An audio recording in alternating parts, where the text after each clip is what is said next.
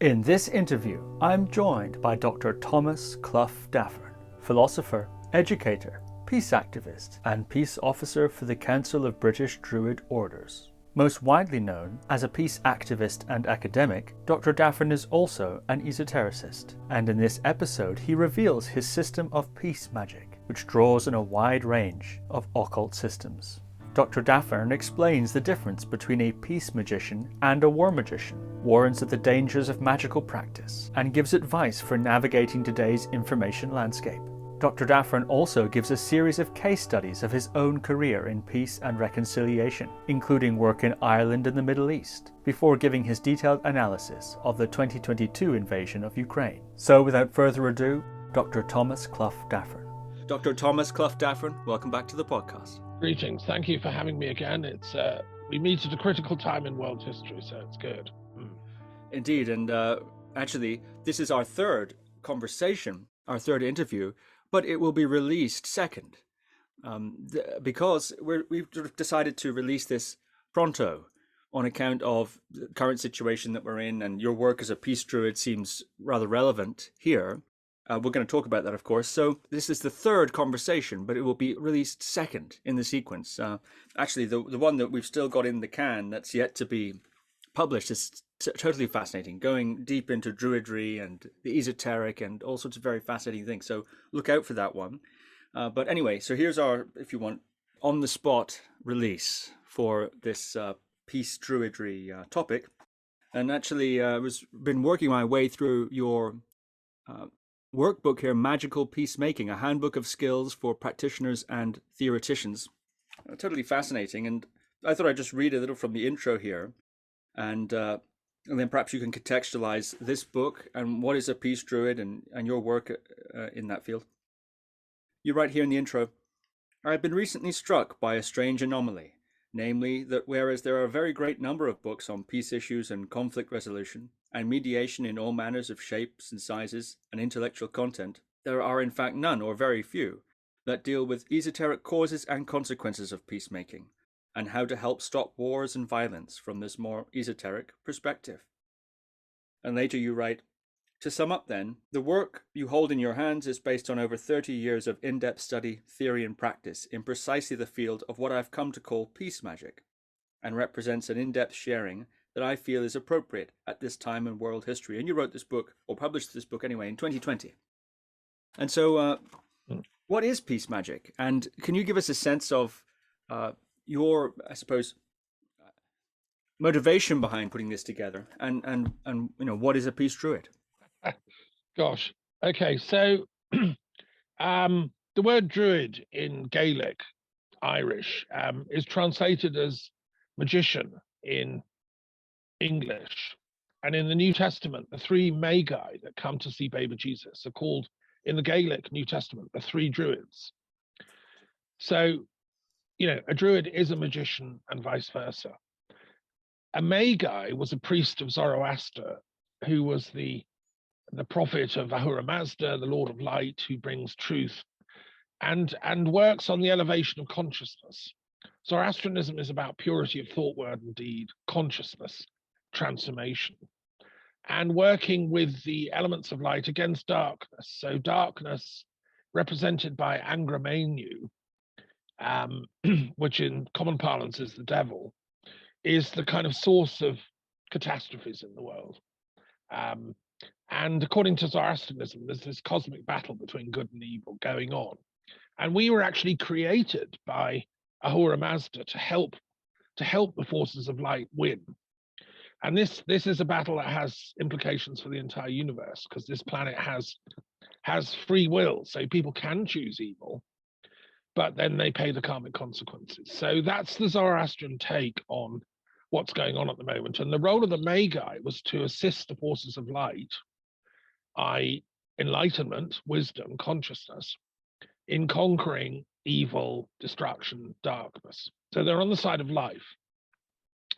The druids play the same function. And if you look at all the cultures of the world, every religion, there's always something like a magi. There's something like a druid, a shaman, whatever you want to call them. You know, the medicine man of the Sioux tribes, or the shamans of the African tribes and so on, or the priest of the Buddhist dispensation, or the rabbi, or whatever.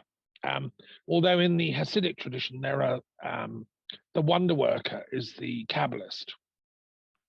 So what I've tried to do, and it just struck me. I mean, I've worked in peace studies, peace research, conflict resolution in academia. It's very, most of my colleagues, they're all wonderful people, but they're very wedded to a sort of social scientific approach to peacemaking. And it's very much like going out and doing sociology in conflict zones. And then you come home, you publish your results, and you weigh the figures, and that's it. Doesn't actually do anything. So I feel that normal knowledge is like sociological knowledge is sort of horizontal. It's not going to solve these crises, which often are crises of meaning and identity and culture and religion. People will die for their religion, and they're doing so at the moment. I mean, when we come to talk about Ukraine, I'll explain how religion plays a factor in that. But in, say, the Israel-Palestine wars, the et cetera, et cetera. So I think we have to also approach conflict at a magical level. And we need to train up people who are skilled enough and able to do that. It's not everybody's cup of tea. Some people prefer to be SAS types and learn weapons training and go in and kill. I'm saying there's a role for the non-violent peace worker. One thing about Druids is they're sworn to personal non-violence. You don't ever do like physical force stuff. What you're doing is you're using spiritual power to bring about a peaceful resolution of the conflict. So I thought what I would do, having studied this, and I've sat in libraries all over the world and studied all this stuff, I thought I'd put it in a little handbook for people that might be drawn to this work. It's not going to be many people, because it's a difficult and sometimes even dangerous path. But anyway, I've given away a lot of stuff in that book, and it's a kind of a lifetime's legacy for people that are interested. Yeah.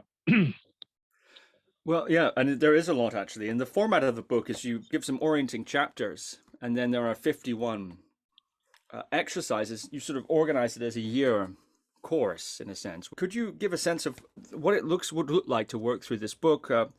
And from there, how one would apply that in real situations of conflict? Gosh, okay. Well, I'll just take an example. Chapter 21 is called Out-of-Body Magic and Peace Magic. So what I've done in this book is go through some of the traditional areas that magic is interested in. And one of those is this strange ability of human beings to leave their body, or apparently leave their body, in their astral body. Sometimes it's called remote viewing or astral projection. It's been called projectiology. The Hebrews called it the macabre mysticism. Their soul traveled on a chariot to the heaven worlds. Others call it shamanic journeying or soul ascent, or even active imagination, because it's a sort of imaginal journey to begin with. There have been lots of studies. So first I give a summary of all this. What is this field? Psychical researchers are studying it. We've got classic texts from people like Swedenborg and Jung and you name it. And more recently, a wonderful chap from Brazil who's invented a whole new field to study this. So then I give an exercise. And this is meant to be done like lying down, preferably with your partner or a trusted friend, reading the text to you. So you go into like a semi-trance, but preferably lying down on a massage table or something warm. And then you go on like a guided visualization. And in this particular case, I take you, or the person who's reading it takes you to imagine you're in the Judean desert with Jacob. Now, Jacob is a historical figure who had a strange dream, Jacob's dream, of seeing angels ascending and descending. And it's a formative, classic kind of dream, especially important in the Kabbalah. So anyway, I give my interpretation of that. And to quote, you see all of human history speeded up as a process of angelic ascending and descending, and that gradually we humans are evolving as we remember more of our interlife states and learn to respect and appreciate all the diversity of souls in existence at any one time, and to realize we come from one common love field. You see Jacob as a wise shaman, embracing the druids of his day, the priests and priestesses of all other faiths then and now. You see every true rabbi, sage, scholar, imam, priest, druid, or Sufi as a peace magician, adding one more line of gnosis to the universal text of cosmic wisdom.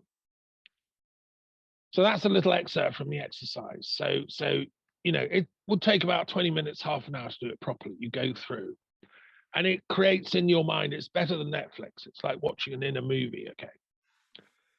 Then each chapter has an image, and then there are some practical examples.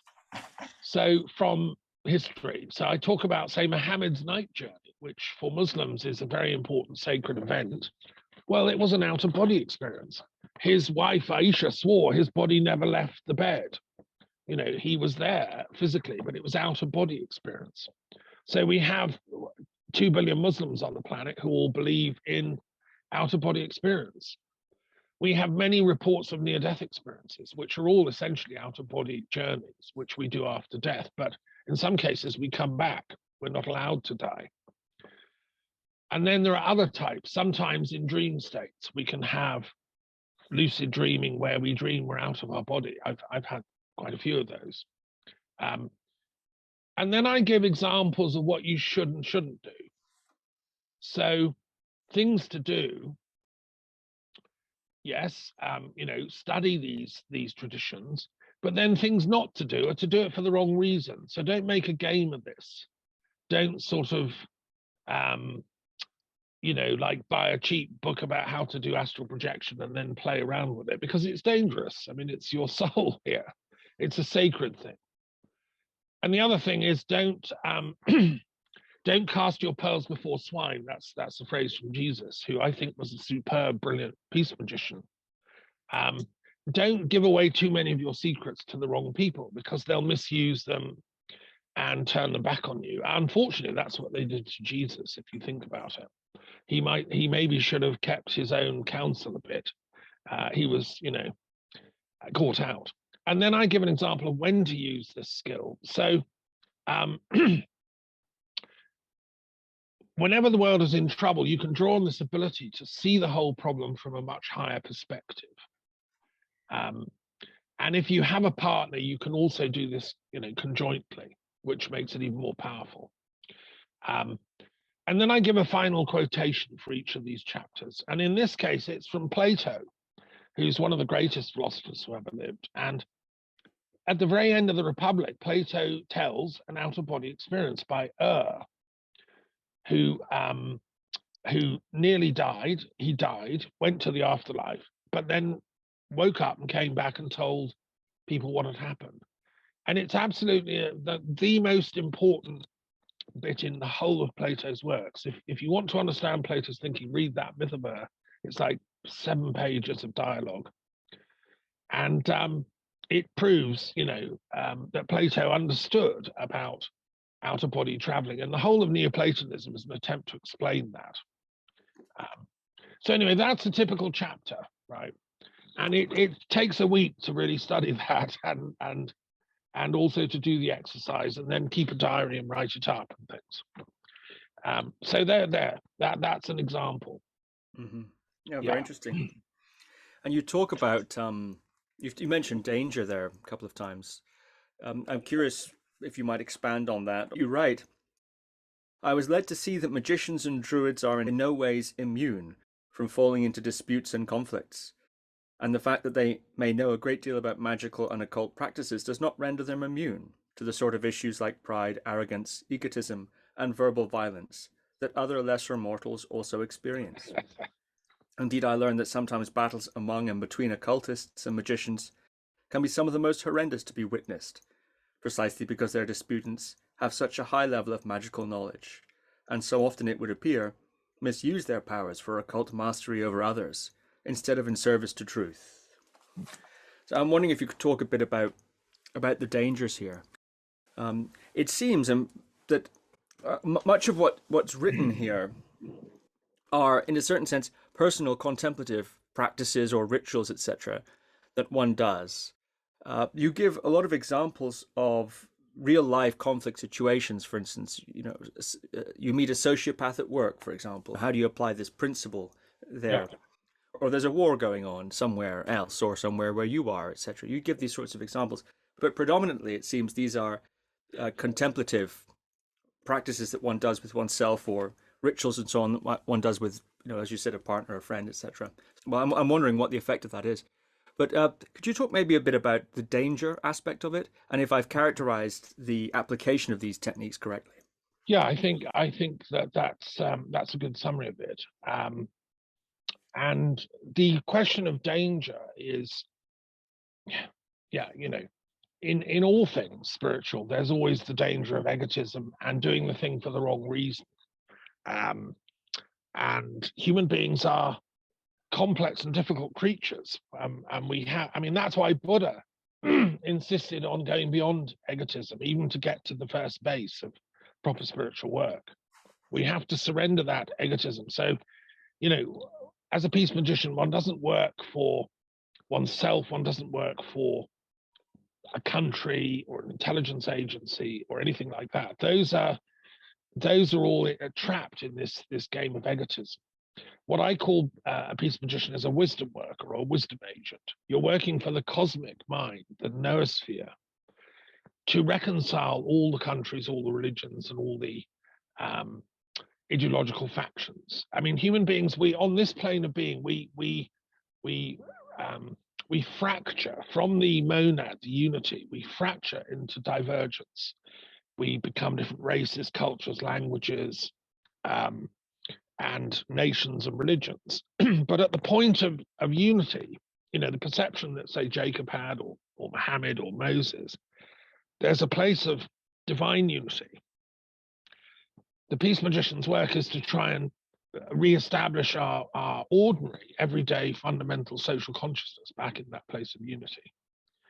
And now, the danger is that, of course, people that are benefiting from division, people that are benefiting from the fracturing of society, will resist and oppose that if they find out what you're doing. Political parties are perfect at this. Political parties are a problem because they benefit from demonizing the other, and therefore they depend. This minister or this prime minister or whatever, he is by definition a machine for egotistically attacking the other guys, which you see in this ritual in the House of Commons every week, which is, my heart breaks every time I see it, because instead of that sort of divisive, hate-filled speech, I think we should have a love-based, cooperative approach in politics so that we work together, whatever our political party. I'm a great believer in coalitions and finding common ground and wisdom. And some great statesmen, politicians in the past have known that. They've been proper, what I would call peace magicians.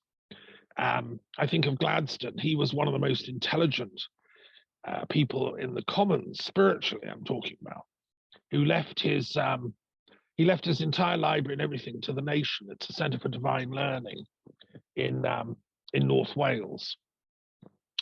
But they're few and far between, So the danger is if you, and this goes back to the magi, the story of the magi, when the magi or druids came to see the baby Jesus, they were being hunted for their lives by Herod. They had to go back a different way in the Gospel of Matthew, because Herod, who was like the politician of the day, did not want this teaching of divine unity to come into the world.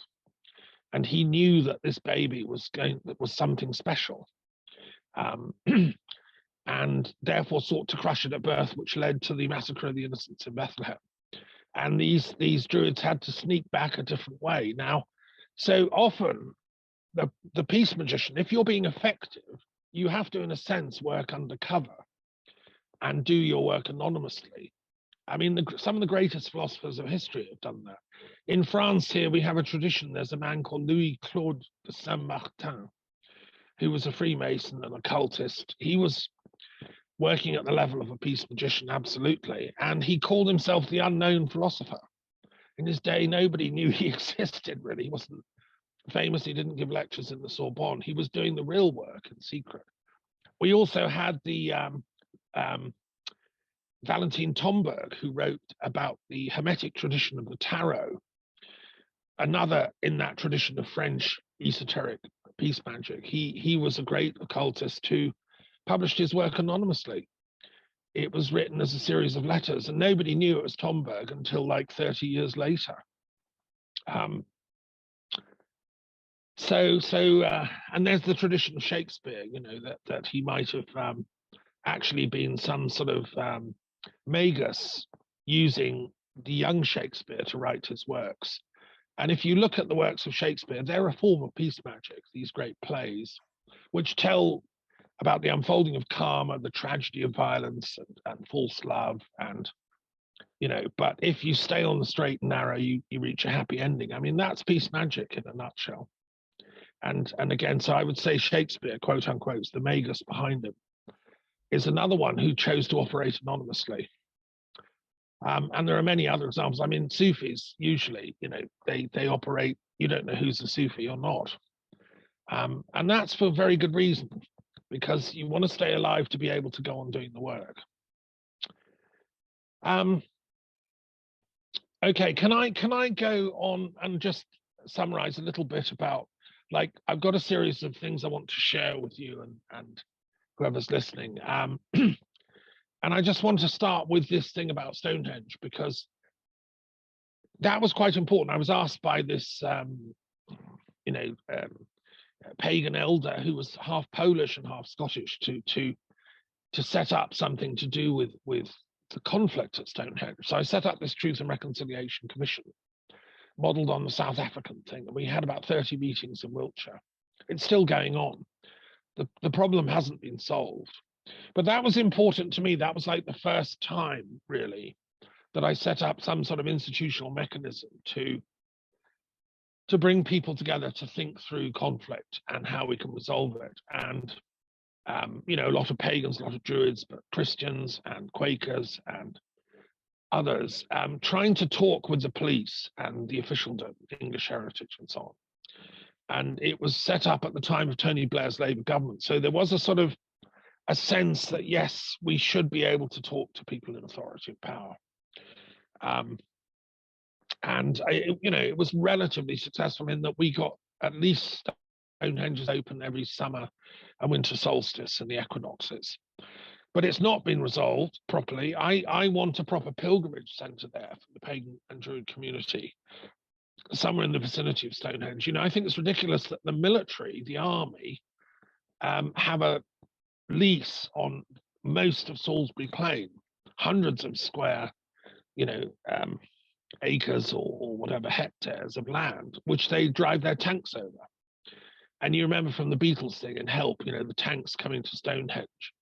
This is absurd. I think we should at least get 10 acres for a peace centre, a pilgrimage centre near Stonehenge, off the army, and get it leased for 999 years. That's the Stonehenge Spiritual Pilgrimage Centre project.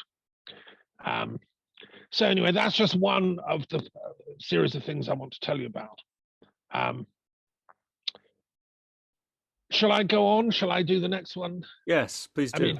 Interrupt me with any questions, From that, which was set up in about 1999, 2000, I then looked at the problems of Ireland and Britain. And I set up with colleagues the Truth and Reconciliation Commission for Britain and Ireland. Now, I'm part Irish, I'm English, I'm British. I'm very mindful that in England, you don't get taught much Irish history as part of the curriculum.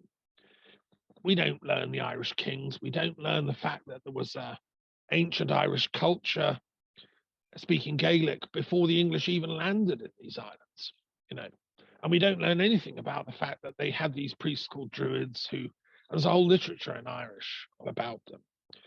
and their pantheon of gods and goddesses. So, of course, in the 19th century, the Irish, with Yeats and others, A.E., a theosophist, they revived the ancient wisdom of the Irish.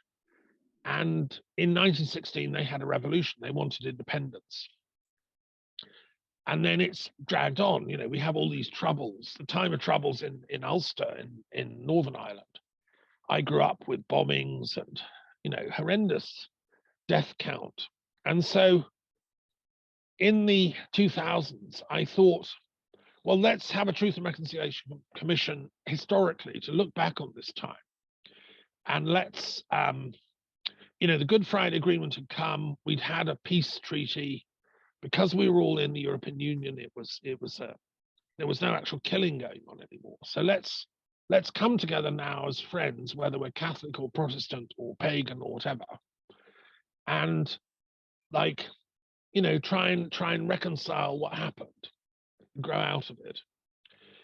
And the first meeting took place deliberately in Holyhead in Anglesey, which was the old Druid island of Britain, which is sort of just off North Wales on the way to Ireland. There's a ferry that goes to Ireland, Dublin.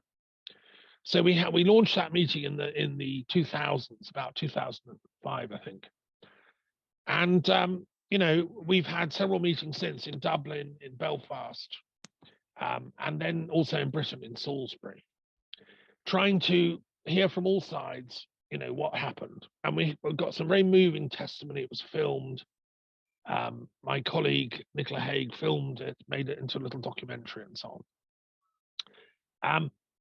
And I thought that was a historical thing, but of course now it's all blown up again with Brexit, and Ireland has become, the once more ignored and the sort of ugly duckling of English politics. So we have politicians like Priti Patel, the Home Secretary, saying, well, effectively, she said, oh, well, who are the Irish? I don't know anything about them. I don't care about them. Let them have another famine, Like the total arrogance of the English towards the Irish astounds me.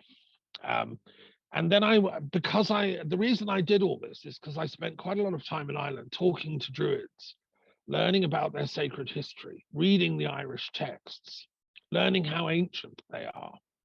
And to me, it's the suppression of indigenous spirituality that, we all talk about now, sort of indigenous people around the world have the right to a voice, okay? But it begins in Britain with the suppression of the Celts, and particularly the Irish.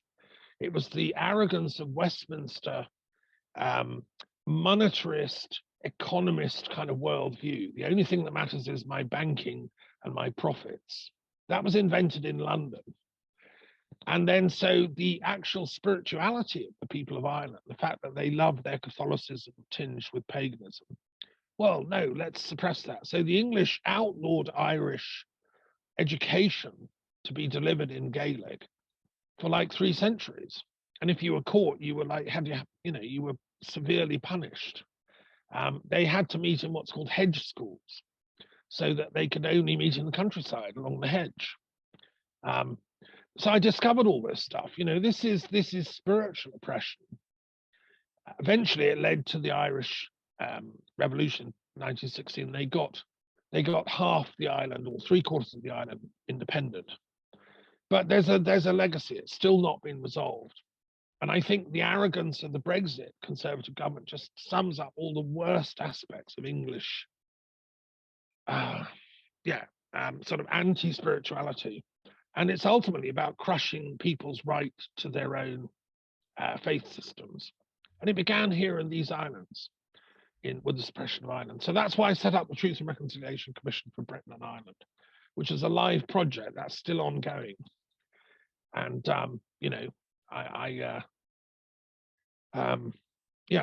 I think it's only going to be resolved when by law, there should be a referendum for Ireland if they want to reunite as one country.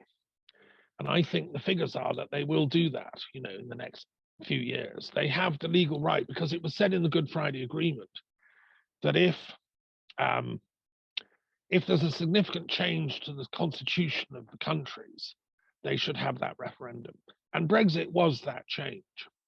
But the English media don't tell you that, you know. Irish people know this, and they're just sort of waiting for the time. So, okay, that's that. That's one exact project. And, you know, I've been working with Irish colleagues and British colleagues to sort of try and get that conversation going. So, any questions so far? I suppose I'm curious about your saying that the suppression of indigenous religious or spiritual expression began in Westminster. I'm wondering about. I'm thinking, of course, my mind immediately goes to, let's say, suppression of the Roman mystery, the Greek mystery schools by the Roman Empire, for example, especially when it became Christianized. And I'm thinking of a situation like that, or many other similar dynamics that have occurred throughout history in different places. I'm before, or perhaps in parallel to us. So I'm wondering about this causal argument. What's behind that? Could you explain that a little more? Yeah, I mean, obviously, I wasn't meaning literally. It all began in Westminster, and Westminster's to blame for the whole thing. I meant in the British Isles context. That's been the fulcrum of this arrogant. I mean, you know, just to give you an example, the suppression of the Quakers was done by British Parliament, and one of the great Quaker mystics, James Naylor, who had prophetic gifts and stuff, Parliament ruled that he should have a hot poker stuck through his tongue, and it was done as a punishment not to give prophecy, because Quakers, you're not allowed to do that. They stuck a hot poker, and that was done by Act of Parliament. The suppression of the Catholics in England and Wales, with legislation from Parliament again, was part of the suppression of that indigenous spirituality, which then spilled over into Ireland with the conquest or attempted conquest of Ireland. So that's the Westminster thing. But yes, they inherited ideas going back to the kind of Byzantine state, and Justinian and Theodosius's suppression of the Greek mysteries, Eleusis and so on. And I think the arrogance of the church has a lot to answer for it. You know, there are many things about Christianity I love, and there are many things about the Anglican Church I love. But there are some things that are horrendous. And this sort of Byzantine model that you have the monarch who's unanswerable to anybody, who's unapproachable, and in whose name all this is done. That's you know, that's what enables them to get away with it, because it's by act of the crown that I'm going to cut your head off or whatever. But actually, what is this fiction, the crown? It's a sort of toxic Byzantine superstructure of torture at the end of the day. And if it catches you and you happen to be a Jesuit, then I'm afraid you're for the fire, you know. So we have to unthink all that. So yes, whilst I'm working on particular cases, like say Ireland, I'm also thinking away as a philosopher on theory. What's the deeper cause of this? If we can solve just this one problem, can that be applied to others? You know, let me just give you one example. For instance, I was rereading the book "Bury My Heart at Wounded Knee" about the American history of the West, and there's a terrible thing that happens called the Sand Creek Massacre, when a bunch of American Army cavalry people fire on unarmed women and children, kill over 100. It's like Wounded Knee, but it's sort of earlier on, the Sand Creek Massacre. And the guy who ordered that, the cavalry officer, was from Colorado, and he was a very upstanding Freemason. He was one of the founders of Freemasonry in Colorado. We know his name. And he gave the order to these rabble of Indian types, you know, fire away, shoot them. Now, behind him comes all that sort of Masonic secrecy, duty, and that's also embedded into the Westminster mindset that, you know, let's bomb Yemen. We'll sell bombs to the Saudis to bomb Yemen because the crown says we have to. And nobody questions the morality. Nobody has the courage to step out of that oppressive system and say, hang on, is this right ethically? A true peace magician always questions everything, and that guy is a disgrace to Freemasonry. I mean, Freemasons are some wonderful, excellent people throughout history, but that guy disgraced them by ordering the Sand Creek massacre. So when I'm looking at the Irish problem, I'm also gathering other case studies and looking at this dynamic of oppression of indigenous spirituality, whether it's in Ireland or whether it's in the Midwest in the States. Oh, very interesting. Thank you. Yeah. Thank you. I'll move on to the next topic if I may, because I've got a few I want to get through, and I'm going to get to Ukraine at the end because that's like in our face. That's what's going on now. After doing that Truth and Reconciliation Commission in Britain and Ireland, and that's an ongoing project, we're now in the sort of late 2000s, 2009, 8, and the Middle East is kicking off the entire time. We've got the Gaza wars keep coming every summer, bombing, white phosphorus, the pain of all this. And I mean, I know Israel. I've been there. I've got friends who live in Israel, and I've been to Palestine. So I thought, well, and I've been waiting for somebody else to do this, but nobody was doing it. So I said, well, we need a Truth and Reconciliation Commission for the Middle East. Obviously, I mean, how are these people going to talk to each other? How are we going to stop this killing and bombing and massacring? They're all terrified of each other. So I flew to Tel Aviv with Nicola, who brought her camera, and we went around Israel and Palestine. We interviewed intellectuals, artists, peacemakers. We went to Bethlehem and interviewed Reverend Dimitri Raheb, who runs the Bethlehem Church. We interviewed Sufis. We interviewed an amazing Sufi up in north of Israel, who was convinced for the first 20 minutes he wouldn't talk. He thought I was a British intelligence agent. He said, I'm not talking to you. Bloody, you're the enemy, And eventually, I mean, it was caught on camera, actually. I said, look, I'm not. I'm the peace druid of Britain. And his eyes totally changed. He started smiling, and he said, because he understood what a druid was. This Sufi guy, who's one of the most important Sufis in Israel. And he said, we're blood brothers, you and me. And then we had a great discussion interview. It was all filmed. And I interviewed, Jewish savants and so on. So that's an ongoing project. And I've been back, I've done more interviews. I've also recorded on tape a lot of very interesting interviews with people that, you see, the thing about the Israelis, they're incredibly spiritual. These people are practicing magicians, Kabbalists, a lot of them. This guy might work as a volunteer for the Israeli Defense Force, once a year because he's done his military service, and then you can be called up. But secretly, he's really into esotericism, the occult. He's reading the books of Enoch. He's, they're all like Uri Geller, I discovered. They're incredible people. But so are the Palestinians. I went and interviewed the Palestinians. They are to die for intelligent. I mean, statistically, there are 2 countries in the world which have the most PhDs per population, and that's Israel and Palestine. They're both supremely well educated. I knew the Palestinian ambassador to London and ran meetings in the House of Lords, which he used to come from. He said that the terrain is too small for any sort of horizontal moves. One can't conquer the other, so they can only expand vertically. And he meant by that they can only expand spiritually. He was a Palestinian Christian, in fact, who was also ambassador to the Vatican from Palestine. And I think the solution to this tragedy is a vertical expansion as they come into their mutual peace magic, both of them. And after all, Jacob, I quoted him in his out-of-body experiences, he's the founder of the whole idea of Israel. The name Israel was given to Jacob after he wrestled with an angel. And we can interpret that shamanically. It came to him that was his shamanic name.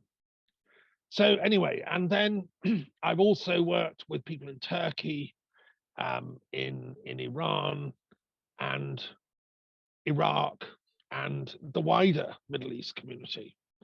And that's what led me to do my commentary on the three great spiritual traditions. So I did an in-depth commentary on the Quran,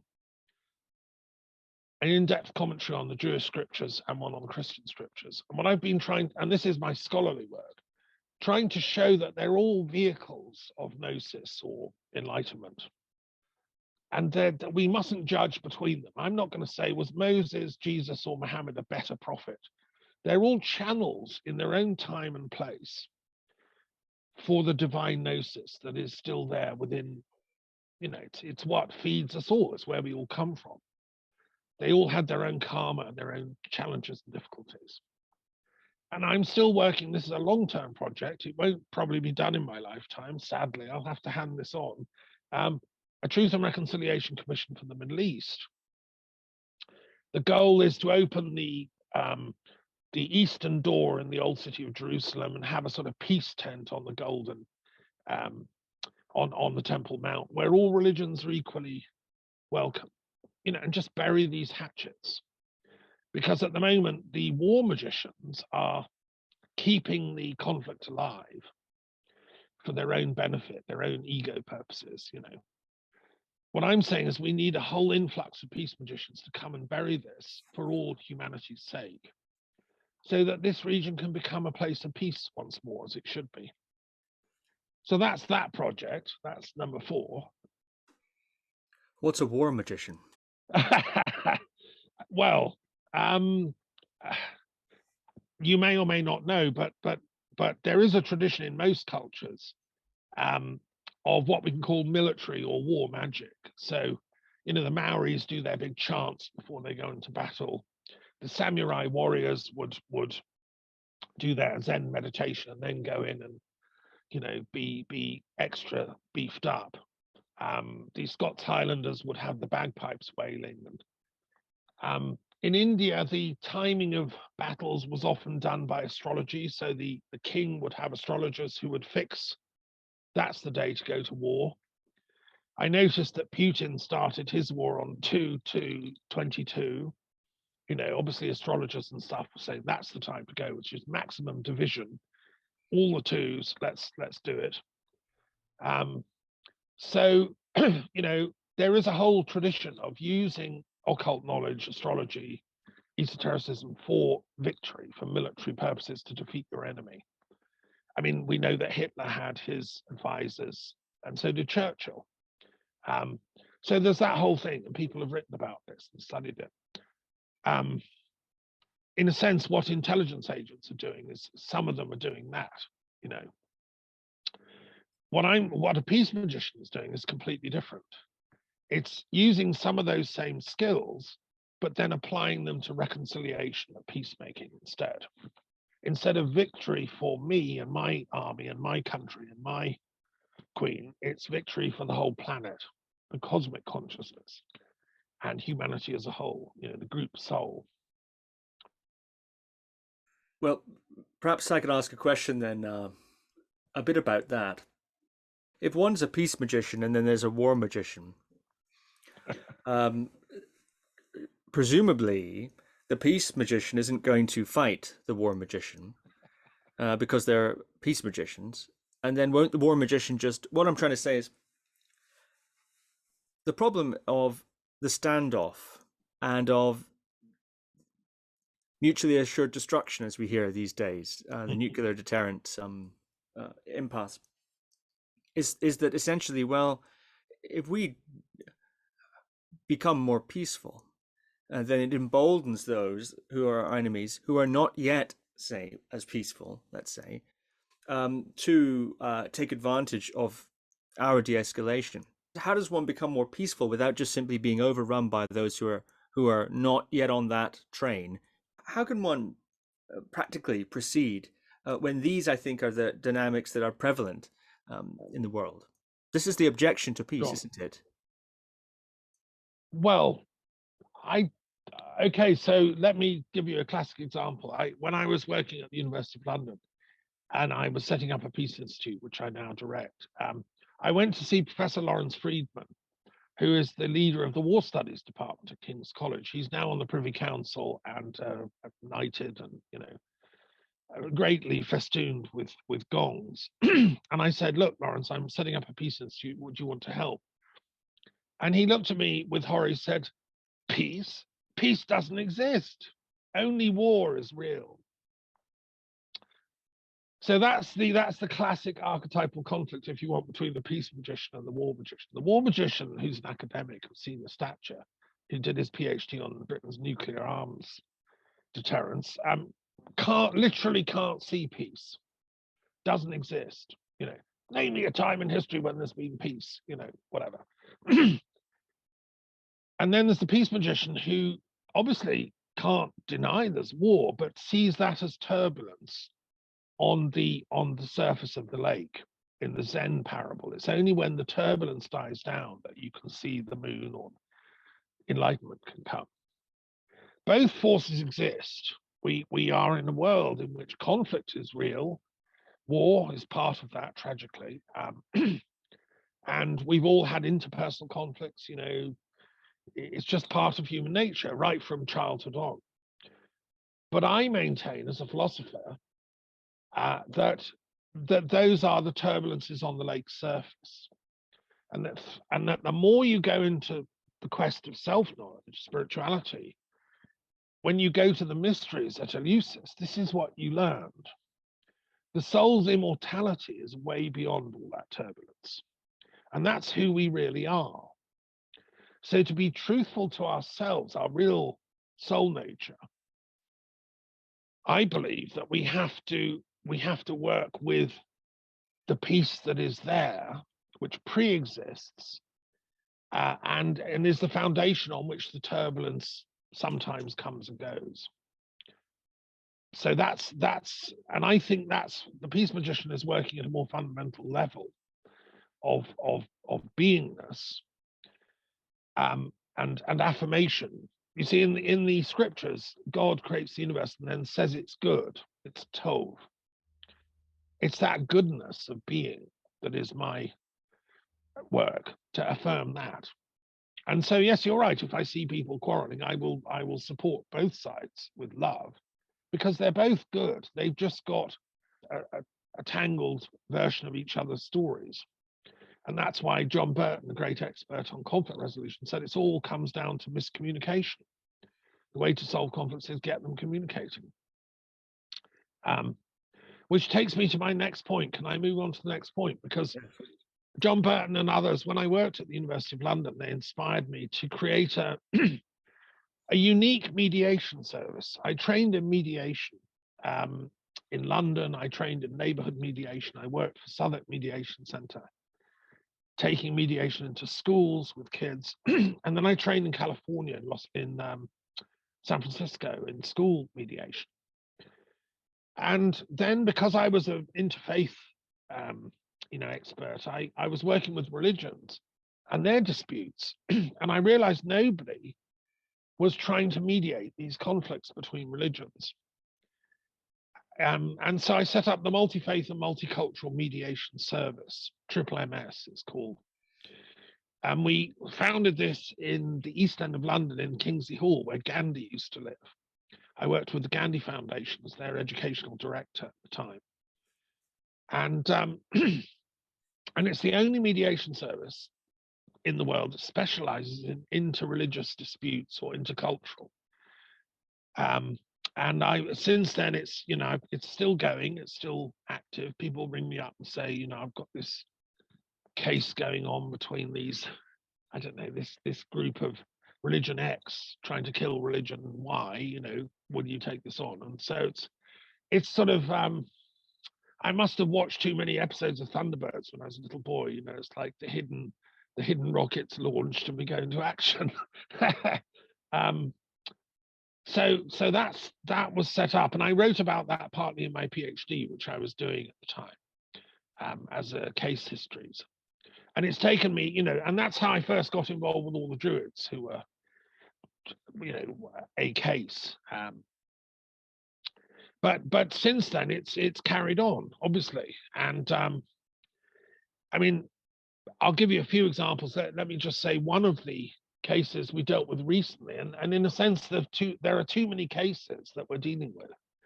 You know, I should have a proper team of and funding and all that. But sadly, a war broke out in the Caucasus over this disputed territory that the people themselves call Artsakh. The people of Azerbaijan called Nagorno-Karabakh. It's this complex territorial dispute in the Caucasus between Armenia and Azerbaijan, both post-Soviet countries. And there was this enclave of Armenian Christians surrounded by Azerbaijani Muslim population. In 1993, there was a terrible war. There were, wars are always horrible, but, they involve rape and massacring and kind of attempted genocide, effectively. And this war between the Armenian Christians and the Azeri Turkish Muslims has been going on a very, very long time. And they're pretty entrenched. The Armenians feel they have a weight of persecution in their history. They were genocided in World War I by the Turks in the Ottoman region. At least 1 million, possibly 2, were killed on forced marches, and it was horrendous. And so they're terrified of Muslims, really. And but the Muslims say, no, this is our territory. We own this country. And so they launched an attack, and totally unprovoked, no warning, just started shelling this terrain. And I tried to get people. I offered mediation only on the religious side. So I was thinking, if we can get the imams, get the spiritual leaders of Azerbaijan, the spiritual leaders of Armenia together, to talk about this, like from both their religions, this is an unprovoked aggression like that is illegal, immoral. So that's an ongoing case. We issued a declaration. I had discussions with a rector of a university in Azerbaijan, in Baku, and also with Christians in Armenia. So that gives an example. Now, I can't be a very good peace magician, because if I was, I'd be able to wave a wand and they'd stop their quarrels. But going back to your question about causality, it's as if these people have a certain karmic stuff they have to work out. And that's the difficulty, is how you can steer that in a peaceful, positive outcome. Instead of, fortunately, that war's ended. Actually, it was Russia finally negotiated a truce in Moscow. They've agreed borders, and the Azeri won the war and they reduced the size of that enclave, but they've still got a bit of the enclave left. So it's what we now call a frozen conflict. It's not solved. And for all we know, it's going to flare up again. And that's where I think there's a role for the peace spiritual mediation approach, is to still get them to discuss. I when I was living in London and doing meetings in Parliament, I hoped that we could get a department in the Foreign Office to have a sort of mediation arm. I still think it would be sensible. I just had a letter today from the Foreign Secretary, Liz Truss, about Ukraine. So I'm in touch over that stuff. I think it should be part of the function of government to ensure that there's peace as much as possible around the world. I think that's good governance. But I'll come on to that in a minute. Anyway, what other thoughts have you got so far? No, I think it's still very interesting. Let's go on. I'm still curious what a peace magician does if a war magician takes umbrage with him. But well, he obviously disappears in the mist. You retreat like a Taoist. Do you know the famous story of the Taoist? This isn't a true story. The Taoist sage confronts the war magician, the samurai, who wants to kill them. And this is the confrontation. And the samurai warrior says, well, I want your this, give me that, give me your wallet, whatever. So here, have it all. Now I'm going to kill you. Okay, go on, fine. So here, go on, have it. Gets his sword. And the guy says, are you sure? I'm just going to kill you, right? He says, yeah, go for it. So the sword goes through the neck and comes out the other side without anything happening. Head doesn't roll off. Taoist magician bows and says, have you finished? And the samurai guy just is so shocked, he sort of falls to his feet and says, what's going on, master? He says, well, I'm just blended with the void so much that your sword it's also made of void. It just all passed through void to void. We're all illusion here. You're an illusion. I'm an illusion. Let's get on with the real journey here. Put that sword away. It's just made of nothingness. So that's a lovely story. And that, to me, is how a peace magician deals with a war magician. They educate them. And if it takes a bit of a miracle, so be it. That's what Jesus did. Let me move on to talk about the Ukraine, because that is very much in our face. That's going on right now here in the world. And we know there are war magicians on both sides. It, to me, is an absolute tragedy that this has broken out. And I've been working behind the scenes with colleagues in Russia and Ukraine. I have friends who are philosophers in both Kiev and Moscow. I've been to Moscow a couple of times. I've met leading intellectuals there. I'm very disappointed in Putin, I have to say. I thought he was cleverer. I've listened to his speeches and Lavrov. I think they've made a terrible, terrible mistake.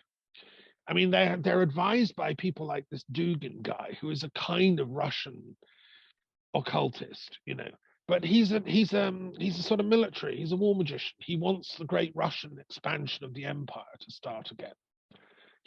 These people are filled with anti-liberal feelings. They hate the West because we're too liberal.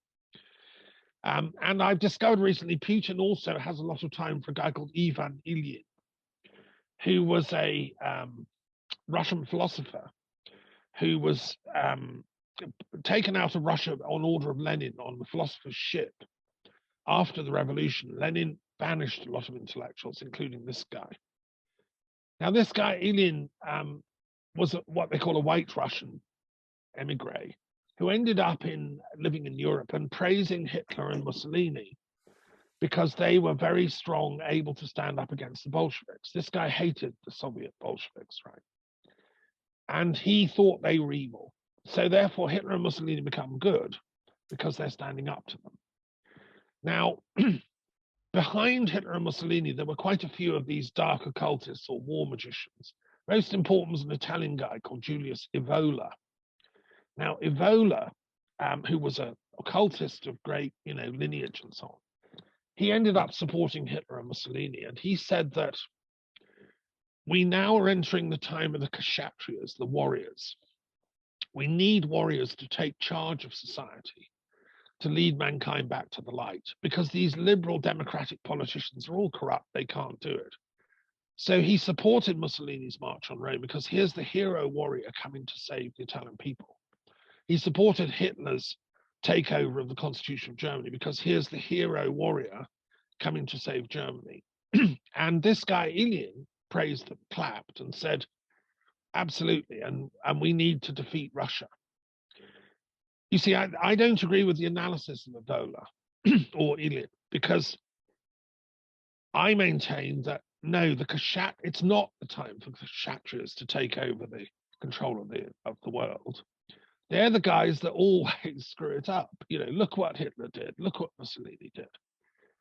It's always the time for the Druids and the Brahmins, the true intellectuals, who are the holders of peace wisdom. They're the guys that should be running the show and are actually secretly behind the scenes. Gandhi was one of them. Swami Vivekananda and Ramana Maharshi and Tagore, all these are the true sages of India, not the guy Bose who wanted India to join the fascists against Britain using force and therefore went and joined the Japanese army. So So that's, and what I was very shocked to read when I read recently, there was an article about the influence on Putin personally of this man, Ilyin, that Putin reveres him so much. This is a fascist intellectual, right, who said that war is the answer. He had his body exhumed from Switzerland, where he died, and brought back to Moscow and buried in the cathedral with full honors, that Putin went and prayed at his grave. So Putin, bless him, has been sitting at the feet of dark magicians. And it fits his worldview, which is Orthodox Christianity is the only light, truth, and the way. He's, when Soviet communism sort of collapsed, and we can discuss, was that a good or a bad, or what happened there? Personally, I think if Gorbachev had stayed in power for another 10, 20 years, we wouldn't be in this mess. He was intelligent enough. He was a peace magician, if you want. But now, Putin, who was a son of the KGB, has got this militaristic dark occultism going on in his head, which is me and Russia and Moscow and the Orthodox Empire, we're going to crush this riffraff. He calls them, what does he call them? Nazi drug addicts. I mean, it's like unbelievable to say that of a fellow head of state. So we have a real fight on our hands, and it is about these occult forces behind Putin. And I'll give you another little glimpse of this. I'm going to talk in a minute about my interfaith peace treaty. I'll tell you a story about that when I come on to that, about Putin. But so yeah, and it seems to me Ukraine, on the other hand, desperately wants to be a liberal, modern, democratic Western society. It wants to embrace the values of pluralism and be part of the European Union. It went through this Maidan event in 2013, 2014. I've watched this terrible film called Winter on Fire, which tells that story from the perspective of the people who were on the square, and they were being shot at by the then pro-Russian government under Yanukovych. That's peace magic in action. They were using non-violence. They were having candles. They had priests, rabbis, imams going. They had children coming.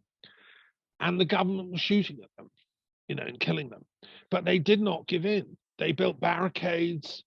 They were incredibly inventive. They kept possession of that square, which is called the Maidan in their language.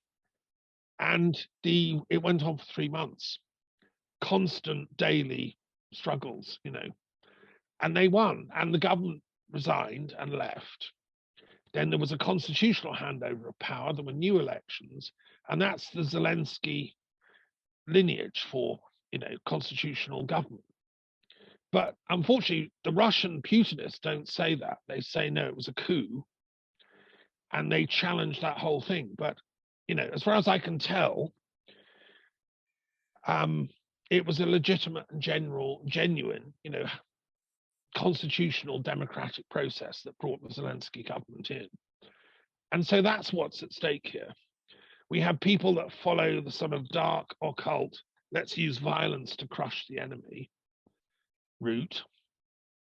Then we have other people following the light of genuine democracy. And you see, I trace this back actually to, there's a twin soul at the heart of European culture, between the Spartan tradition and the Athenian tradition. The Maidan protesters, the Zelensky government, they're on the side of Pericles, who believed in culture and the arts and wisdom as the purpose of civilization. He was a peace magician, Yes, the Athenians had to fight, and they're very good at it, but it wasn't their chosen thing. They didn't want to do it. They preferred poetry and philosophy and symposia. But the Spartans were a sort of militaristic streak that like fighting. They're the kind of war magicians, if you want. And so the Soviets are much more in that Spartan tradition. And the Ukrainians are much more in the Pericles tradition.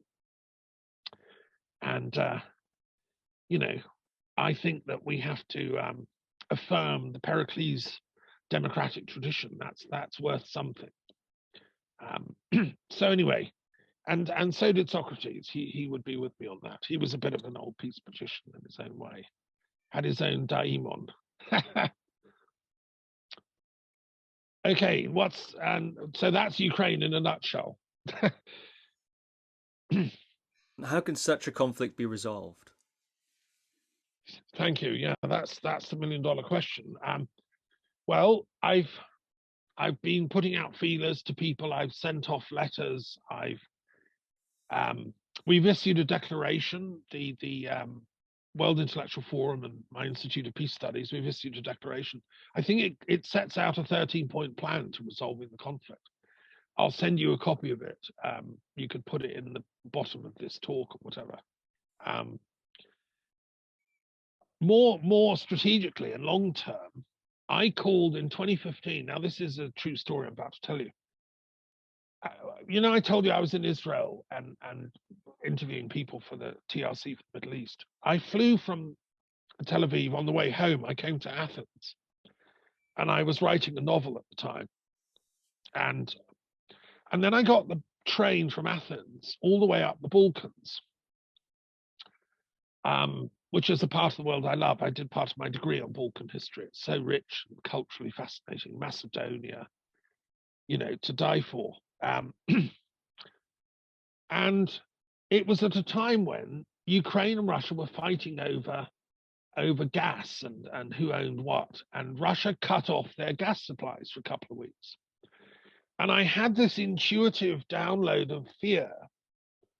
I had this sense of dread. I thought, oh my God, the next war is going to break out in Ukraine over gas and oil, and Russia and Ukraine are going to go bonkers, and the whole of Europe will be in flames. I could see it. In 2015, I foresaw this conflict, right? We're now like 12 years later or whatever. No, 7 years later. I saw it happening.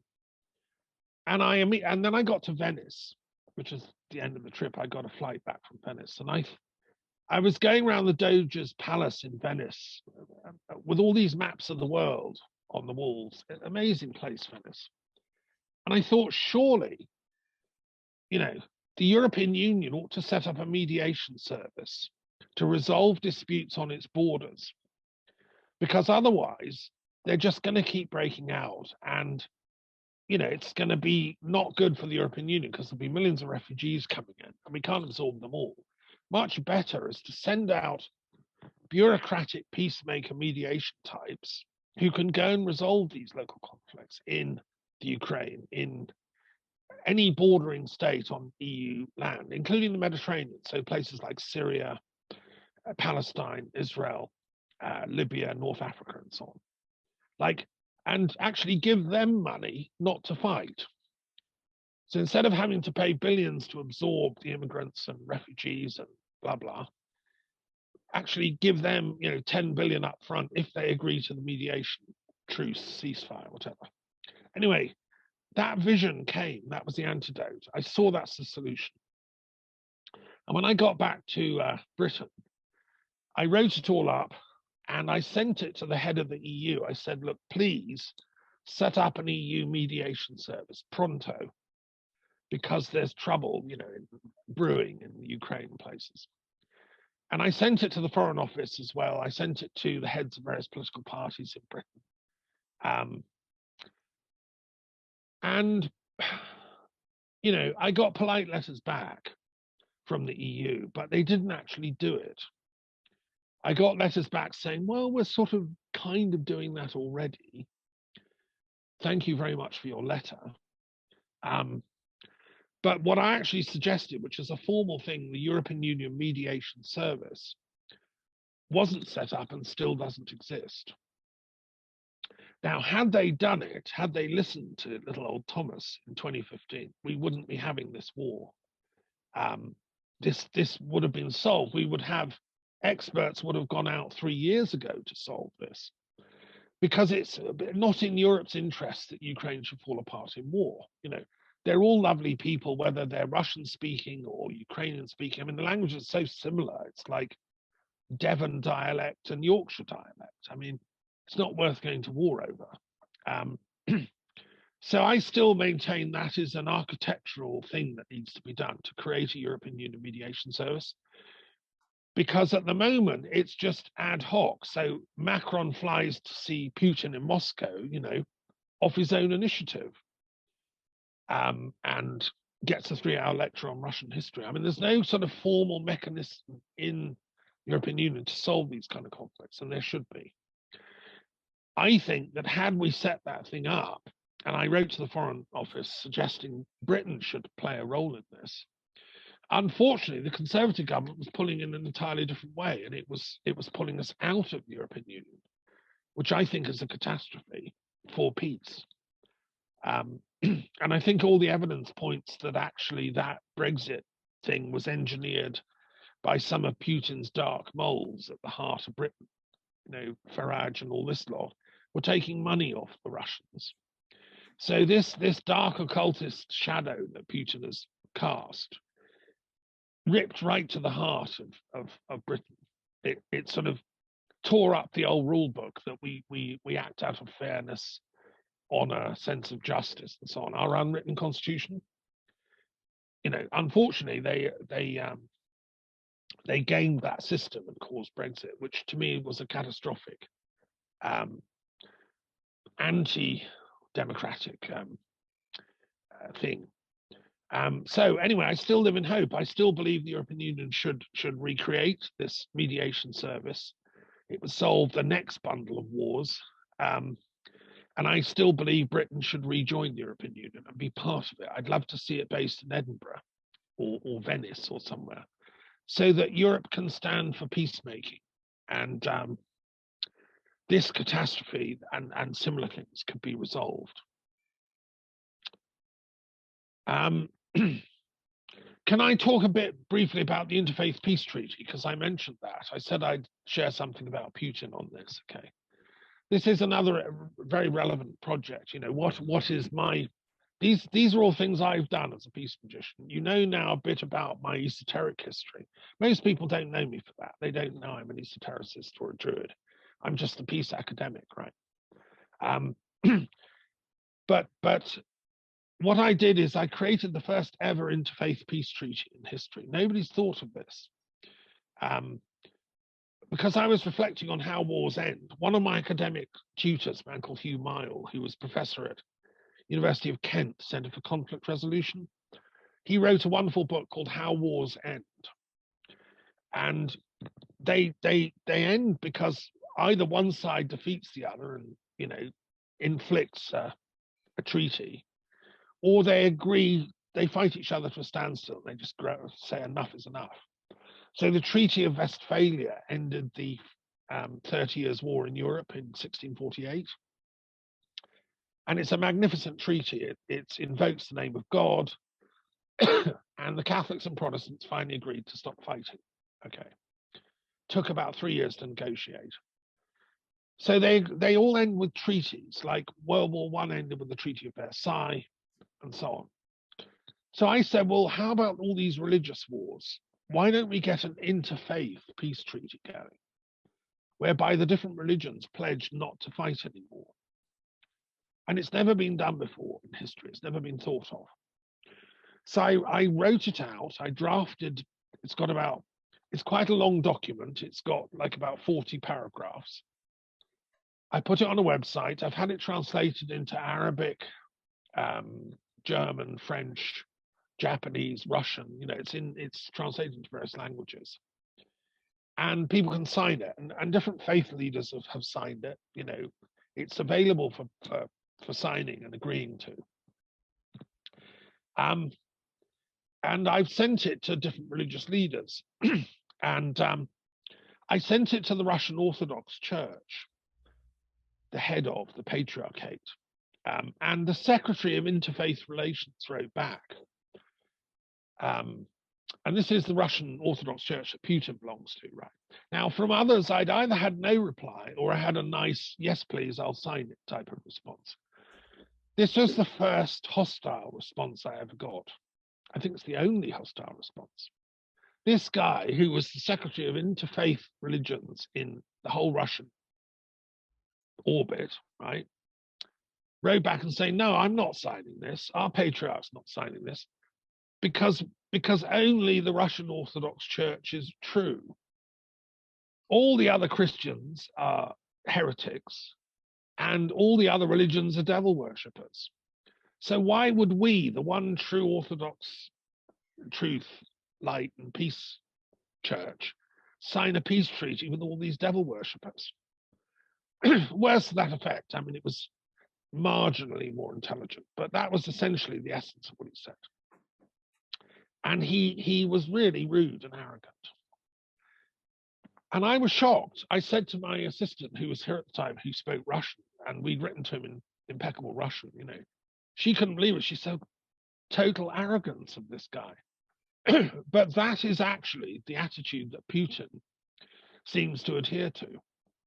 So rather than signing an interfaith peace treaty, because he accepts that different religions are valid and different ways to peace, these people seem to think there literally is only one truth, which is the Orthodox Russian Church, and therefore they have the right to conquer and invade others, or subvert their countries with spies and oligarchs and things, as they did with Trump. You know, Trump was a Russian asset. We know that.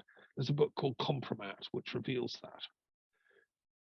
So it explains where they're coming from, this kind of absolutism, which is antithetical to proper peace magic, or common sense, actually.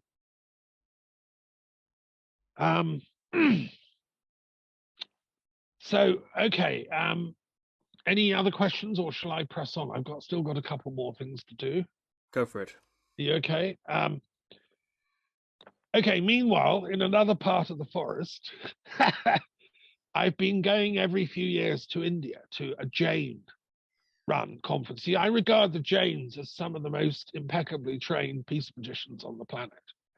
They are sworn to nonviolence, ahimsa, and they're initiates that say you can't reach enlightenment unless you adopt ahimsa of thought, word, and deed. And I was influenced by Acharya Tulsi, who was one of the great Jain leaders of the 20th century, and his disciple Mahapragya, who I met, and their kind of coordinator, Dr. S.L. Gandhi, who's invited me to take part in these interfaith Jain conferences for peace and nonviolence. And I've been to about 8 or 9 of these and written up the texts, the declaration. So there'd be about 50 or 100 peace workers, light workers from all over the planet, from all different religions, discussing how we can get, you know, peace and enlightenment between all the religious workers of the planet, and not be dogmatic. You see, the thing about the Jains is they have this concept of anikantavada, which means the many-sidedness of reality. There isn't just one. So opposite to that sort of orthodox guy, I'm the only way, the truth, and the light thing, which is a misinterpretation of Christ's teachings, in my view. I don't believe Christ was a sort of fanatic who said, join me or I'll get you killed off. No, he was much more sophisticated. But it was distorted after the Byzantine Empire adopted Christianity as its sort of motif. So it had to say, no, there's only one path, and we're the only legitimate path. That was a matter of geopolitics, you see, and that's a distortion. But the Jains have kept the original wisdom, and they say there's anikantavada means the many-sidedness of truth, just as a diamond has many facets, which is what gives it its brilliance and color. So truth is like a diamond that has many, many facets. So non-dogmatism, non-absolutism is the quintessence. And that's why these Jains have been organizing this conference. And the declarations that we've written, you know, are quite historic, really. People have come and signed them, and I drafted them. And about a year ago, I published them all in a book, which is one of my offerings to the world of peacemakers. It's called The Little Book of Peace Declarations. And I did it as an 85th birthday present to my friend Dr. Gandhi, who organizes these events for the last 20 years. He was a disciple of Mahapragya and Acharya Tulsi. I thought, wouldn't it be a nice birthday present to give him all these peace declarations in one volume? Because, you know, we've written them together over the last 15 years. and they've never been published as one thing. So I put them all together. And then I thought, well, hang on, I should add that declaration and that World Congress of Philosophers and that Declaration of Peace and Global Responsibility and that one. And shouldn't I add in the declaration that set up the UN? And what about the Commonwealth Declaration? So, and what about the treaty banning chemical and nuclear weapons? So I added in, I mean, the title, Little Book of Peace Declarations, is ironic because it grew to 4 volumes and it includes every single peace declaration over the last 300 years, including the Treaty of Westphalia. I put them all in. And in the end, I put in the first known peace declaration in history, which was between the Hittite Empire in Turkey and the Egyptian Empire.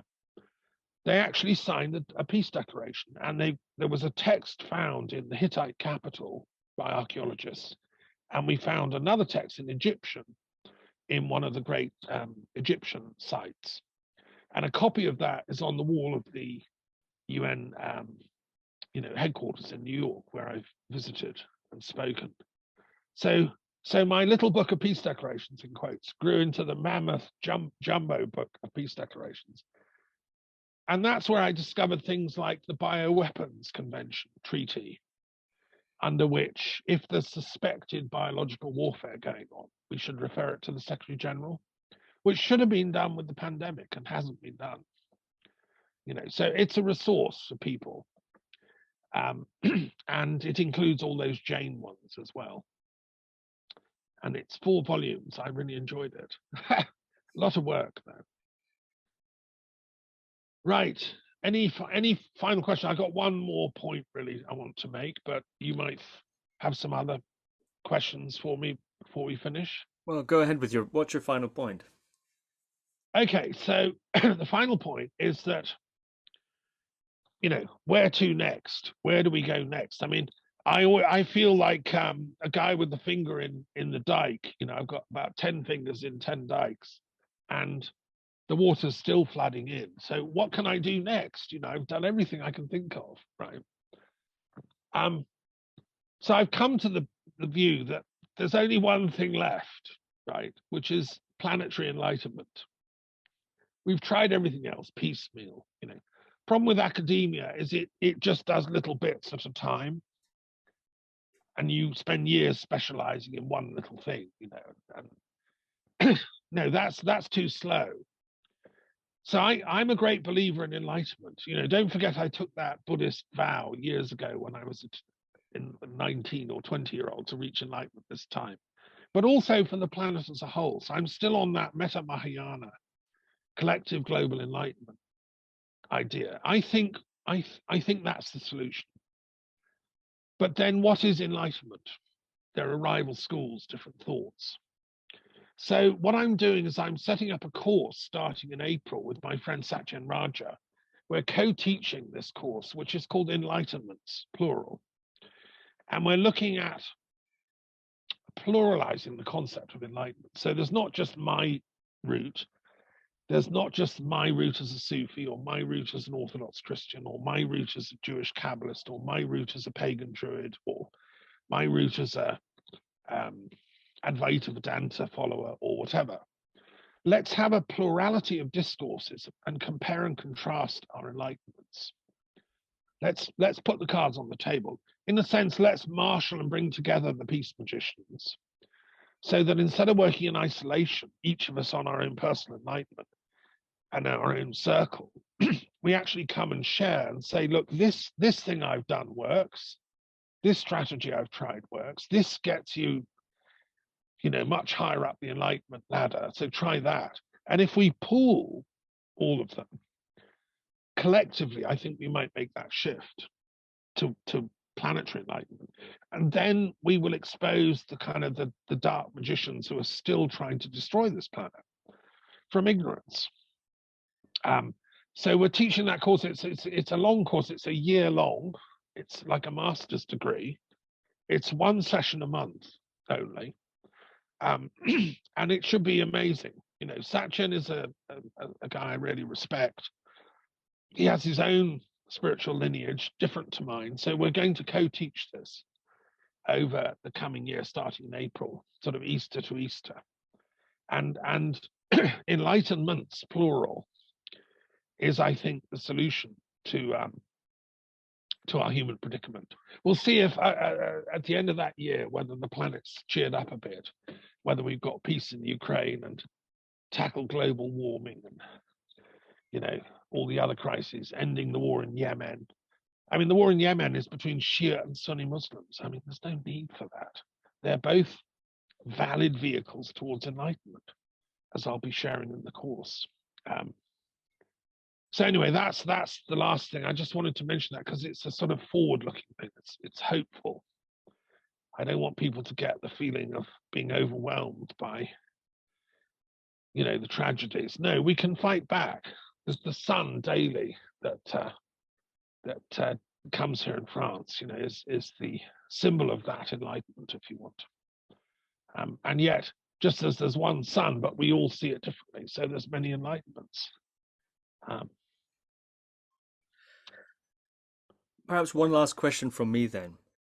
Thank you for sharing all these points. Very, very, very fascinating. And for discussing your book, Magical Peacemaking, as well as your career as in peace academics and truth and reconciliation commissions and so on. Very fascinating stuff. Mm-hmm. What advice do you have for individuals to navigate a sort of information landscape, which itself is, it seems, part of the wars that are going on, propaganda, etc., etc. How can one navigate and such an information landscape, and in a certain sense preserve oneself? Is that even possible, from becoming polarized or captured in these sorts of broader narratives? Gosh, that's a good question to end on. Yes, I think it is absolutely a very important question. One can be immune to that what I call false polarization. You see, as a philosopher, I believe in life as a dialectical process. There's always opposites, as Heraclitus said, as the Tao teaches us, yin yang, the I Ching. Everything is a polarization process, but within a greater harmony. Okay. That's the beauty of life. It male, female, black, white, no, north, south, whatever. These polar opposites exist held in harmony by love. There is this central uniting energy force that engenders these polar opposites. It creates them.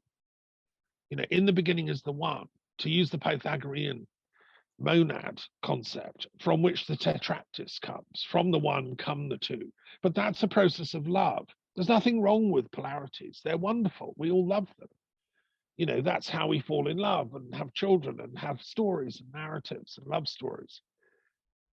What's happened now, sadly, is that the dark forces of ignorance, who are essentially Sophia-phobic, to use my phrase, have tried to take hold of that dialectical process of love and turn it into something opposite, to create this myth that the polar opposites hate each other. It's a narrative based on hate, and it's a false narrative. You know, the true narrative is that of love, and I published the only academic journal in the world on the nature of love studies, inspired by an Italian-American, Buscaglia. So, you know, that's the philosophical answer. We have to remember that the dialectic is based on love and not get sucked into it. Find the love dialogue under the hate narrative. See it as much as possible from both sides, and, you know, find the pain that makes some people hate, because they're only people like us, and they've only got sucked into their own narrative, because normally it's a lack of education. You know, the sort of orthodox, me, I'm the only one kind of people, they just haven't studied other religions. They don't know anything about it. So they're terrified of them.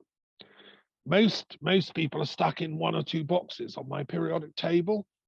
The solution is to give every school, every seminary, every university a copy of the periodic table, and so they learn them all, and we become spiritually literate as a planet. That gets rid of this, oh, it's me against them kind of thing. No, it's all of us together. This is the history of what the human spirit, the Geist, has done over the millennia.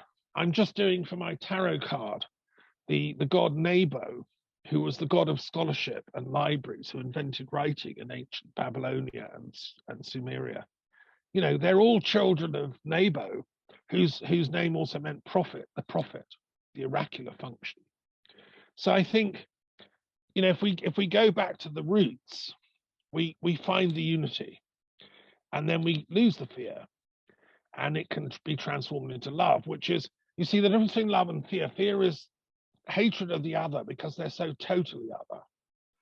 Love is the recognition that the other is a kind of another self, and therefore the love energy is the recognition of unity that can flow between the two separates, the two others, without it causing an upset. In fact, it causes ecstasy and joy, because God, there's another me over there, isn't she lovely, or whatever, you know. So that's the solution, I think, is love, and that's the final work of all true peace druids, is to bring that knowledge. But I want to just also share one thing, just, you know, a little newsflash from the real world. That's the philosophical answer, right? The other answer is this, that about social media in particular.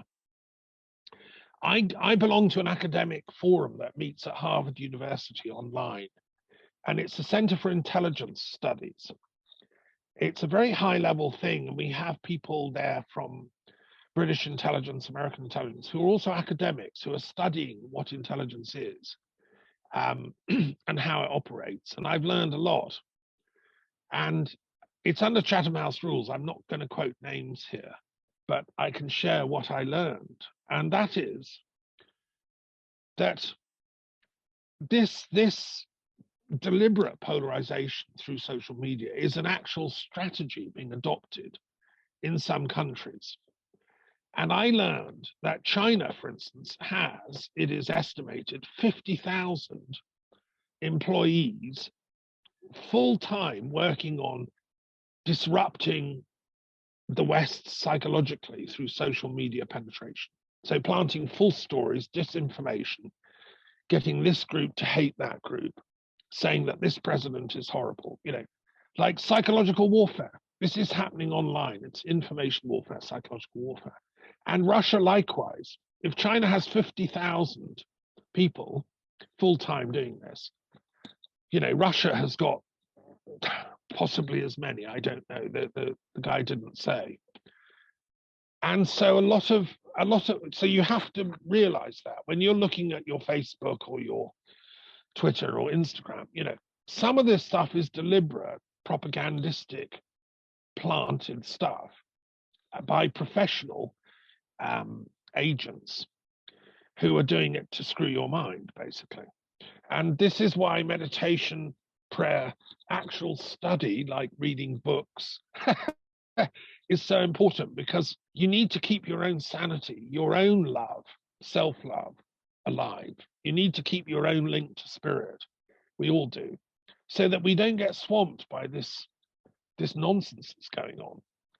You know, I think it's shocking that people are now making information a war zone. And just to say, my solution to this, which I proposed, is the world's leadership should sign a cyber peace treaty. There shouldn't be 50,000 Chinese agents doing this. There shouldn't be 30,000 Russians or 10,000 Israelis or 20,000 Americans. I don't know. These people shouldn't, these are dark artists doing this stuff. It should be outlawed, you know, and therefore, because warfare has moved into the information zone, I'm saying we need a cyber peace treaty whereby we pledge not to do this against each other's countries. And I'd love to work with, you know, like techno geeks and how this could be done technically. so that we don't get this polarization, and we can go back to remembering the true narrative, which is that of love. You know, there's no reason why, like China and Russia and America and Europe and Iran can't share one beautiful world in which we celebrate each other's separate enlightenments.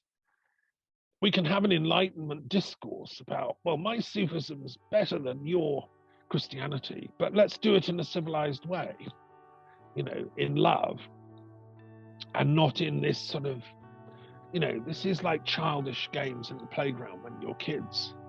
You fight over who's got most of the card set or whatever.